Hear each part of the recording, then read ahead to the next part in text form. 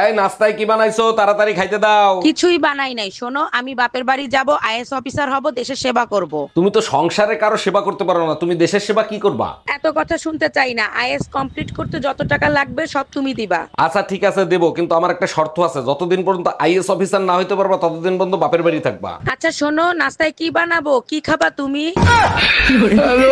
জানেন অরুণ ভাই, ডাক্তার আখির কাছে গেছিলাম শাওনের চেকআপ করাইতে। বলেন কি ভাবি, তাই নাকি? তা শাওনের চেকআপ করে ডাক্তার কি বললো? শাওনকে জিজ্ঞেস করছিল মিল্কি ভাবির রান্না কিরকম। গাধা প্রশ্নের উত্তর না দিয়ে আমার দিকে ফ্যাল ফ্যাল করে তাকিয়েছিল। আরে ভাবি, এই প্রশ্নের কোনো উত্তর হয় না, এই প্রশ্নের একটাই উত্তর, সেটা হলো চুপ থাকা। গজব বেইজ্জতি।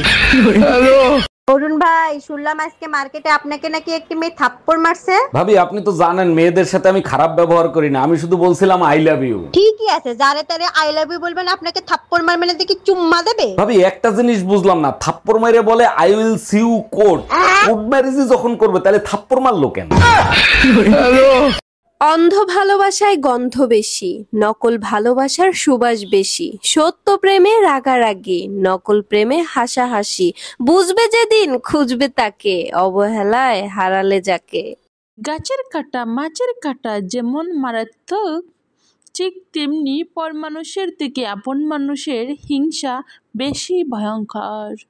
যা দেখলাম, বেডা মানুষ আসলে সত্যি কিছুতেই আটকায় না। এসব কিডনি ফিডনি না দিয়ে শুধু যন্ত্রণা দিন, যন্ত্রণা। কারণ যন্ত্রণা দিলেই মানুষ মনে রাখে। আরে কিডনি দিয়ে কি লাভ হয়েছে? সেই তো আরেক বেডির হাত ধরে চলে গেছে। এর চেয়ে ভালো যন্ত্রণা দিন, ছেড়ে চলে গেলেও মনে রাখবে। যেখানে ভুল নেই সেখানে মাথা নত করবেন না, আর যেখানে সম্মান নেই সেখানে অবস্থান করবেন না, জায়গাটা বদলে দিবেন। অরুণ ভাই, শুনলাম আজকে মার্কেটে আপনাকে নাকি একটি মেয়ে থাপ্পড় মারছে। ভাবি আপনি তো জানেন মেয়েদের সাথে আমি খারাপ ব্যবহার করি না, আমি শুধু বলছিলাম আই লাভ ইউ। ঠিকই আছে, যারে তারে আই লাভ ইউ বলবেন, আপনাকে থাপ্পড় মারবে না দেখি চুম্মা দেবে? ভাবি একটা জিনিস বুঝলাম না, থাপ্পড় মাইরে বলে I will see you court. Court marriage যখন করবে তাহলে থাপ্পড় মারলো কেন? কেউ যদি আপনাকে মূল্যায়ন না করে তাহলে তাকে এড়িয়ে চলুন।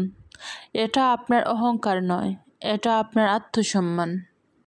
কেউ যদি আপনাকে মূল্যায়ন না করে তাহলে তাকে এড়িয়ে চলুন। এটা আপনার অহংকার নয়, এটা আপনার আত্মসম্মান। অরুণ ভাই, শুনলাম আপনার গার্লফ্রেন্ড নাকি ড্রাইভার পছন্দ করে, তার জন্য নাকি আপনি ড্রাইভিং শিখতেছেন। ঠিকই শুনছেন ভাবি, এই ড্রাইভিং শিখতে শিখতে আমার সর্বনাশ হয়ে গেছে। বলেন কি অরুণ ভাই, সর্বনাশ হলো কি করে? কি হয়েছে বলেন তো? যখন আমার অটো চালানো শেখা হয়ে গেছে ততক্ষণে গার্লফ্রেন্ড ট্রাক ড্রাইভারের সাথে পলায় গেছে ভাবি। কিছু কিছু প্রবাসীর বউদের দেখায় রানু মণ্ডলের মতো, ভাবলয় মাধুরীর মতো। প্রবাসীর বউরা ভাব তো দেখাইবেই, স্বামীর মাথার ঘাম পায়ে ফেলানো টাকা ধ্বংস করতে হবে না। দুমুঠো ডাল ভাত খেয়ে স্বামীর বুকে শান্তিতে ঘুমাই, এর মতো শান্তি জান্নাতেও পাওয়া যাবে না। তুমি চাইলে তোমার জন্য আমি প্রবাসে গিয়ে টাকা ইনকাম করতে পারি। যাইতে পারো, সমস্যা নেই, পরে বউ হারাই গেলে আবার আফসোস কইরো না। গজব বেইজ্জতি। হ্যালো, এই শোনো, বাসায় আসার সময় 1 কেজি হলুদের গুঁড়া নিয়ে এসো তো। এই গত সপ্তাহে 1 কেজি হলুদের গুঁড়া এনে দিছি, সেই হলুদের গুঁড়া গেছে কোথায়? এখন তো সবাই হলুদ দিয়ে ভিডিও বানায়, ওই ভিডিও বানাতে বানাতে শেষ হয়ে গেছে। আজকে এমন পিটান পিটাবো, ব্যথা জায়গায় হলুদ লাগানোর জন্য হলুদ খুঁজে পাবি না। গজব বেইজ্জতি। আরে ভাবি, এটা তো অনেক সহজ কাজ, এইটা পারতেছেন না? আচ্ছা ঠিক আছে, দেখি আমি কি করতে পারি। কি সহজ কাজ যেটা তুমি পারো ভাবি পারে না? ভাবি বিয়েতে যাবে শাড়ি পরে, শাড়ির কুচি ঠিক মতো মিলাতে পারতেছে না। তুমিও তো বিয়ের পরে শাড়ি পরতে পারতা না, আমিই তো তোমারে শাড়ি পরানো শিখাইছি। আচ্ছা আমি যাবো। কোথায় যাবা? বাবিরে শাড়ি পরাইতে? আরে কি উল্টা পুল্টা কথা বলতেছো, দোকানে যাওয়ার কথা বলছি।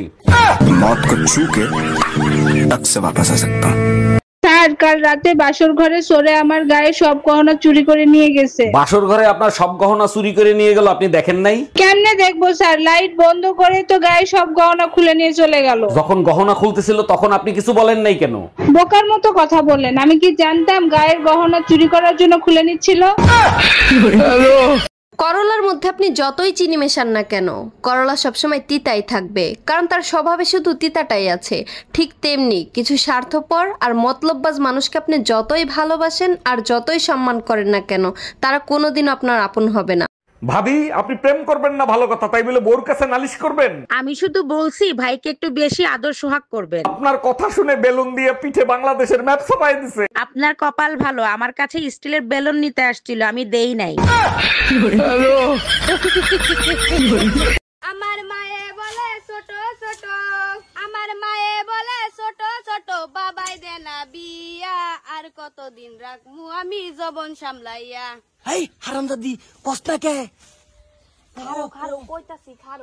খালি পেট আর শূন্য মানি ব্যাগ, এই দুইটা জিনিস আপনাকে জীবনের সেরা দুইটি শিক্ষা দিবে। প্রথমত, আপনি যদি না খেয়ে থাকেন তাহলে আপনাকে কেউ খাবারের জন্য জিজ্ঞেসও করবে না। আর যদি আপনার মানি ব্যাগে কোনো টাকা না থাকে তাহলে আপনার পাশে আপনজন কাউকে আর